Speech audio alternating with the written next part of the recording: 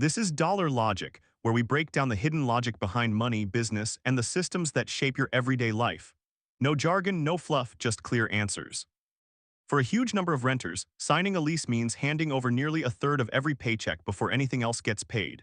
Rent has become one of the biggest financial pressures facing young adults today, and it's not simply because landlords collectively decided to charge more.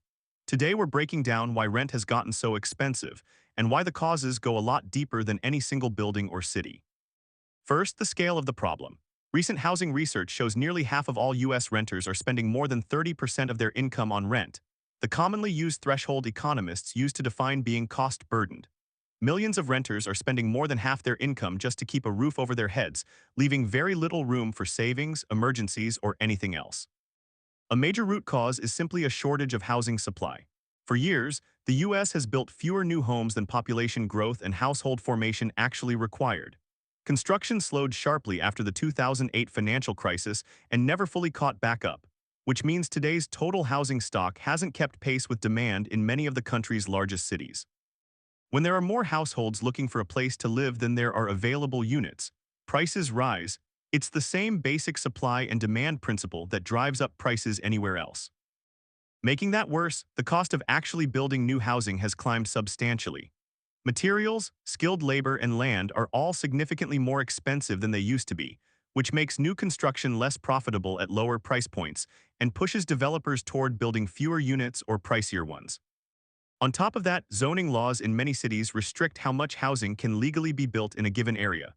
Rules that often only allow single-family homes in huge portions of a city, blocking apartments, duplexes, or smaller multi-unit buildings that could otherwise add supply exactly where demand is highest. This tension has fueled an ongoing policy debate, often described as YIMBY versus NIMBY, yes in my backyard advocates pushing for more housing density, against long-standing neighborhood resistance to new construction. It isn't only tenants feeling squeezed either. Landlords have faced their own rising costs over the past several years: higher property taxes, more expensive insurance premiums, especially in areas prone to natural disasters, and pricier maintenance and repairs. Some of these rising costs get passed along directly into rent increases, particularly for smaller landlords operating on thinner margins than large corporate property managers. There's also a demand-side piece to this story. As homeownership has become less affordable, driven by high home prices, and more recently higher mortgage rates, more people who might have bought a home in an earlier era are staying in the rental market longer, or entering it for the first time later in life than previous generations did. That keeps overall demand for rentals elevated even in periods when rent growth itself slows down. In some markets, institutional investors purchasing single-family homes specifically to rent them out has added another layer of competition for both renters and first-time buyers, though the overall national impact of this trend is still debated among economists. Remote work has reshaped this picture too. As more people gained the flexibility to live anywhere, demand shifted away from some of the traditionally most expensive metro areas and toward smaller, more affordable cities, which briefly cooled rent growth in expensive coastal markets while pushing it up faster in previously overlooked places. Rent isn't rising the same amount everywhere either. Some metro areas have experienced affordability crises far worse than the national picture, driven by strong job growth combined with limited new construction.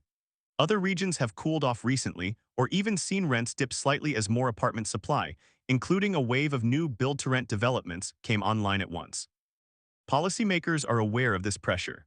Recent legislation has aimed to expand funding for affordable housing programs, and a growing number of cities and states are actively reforming zoning rules specifically to allow more housing types to be built. Some places rely on housing voucher programs like Section 8 to help lower-income renters afford market-rate housing, while others have experimented with rent stabilization or rent control policies, measures that remain genuinely controversial among economists, since they can protect current tenants while potentially discouraging the construction of new rental units over the long run. These are long-term, often politically contested fixes, and none of them lower your rent by next month. So what can renters actually do in the meantime?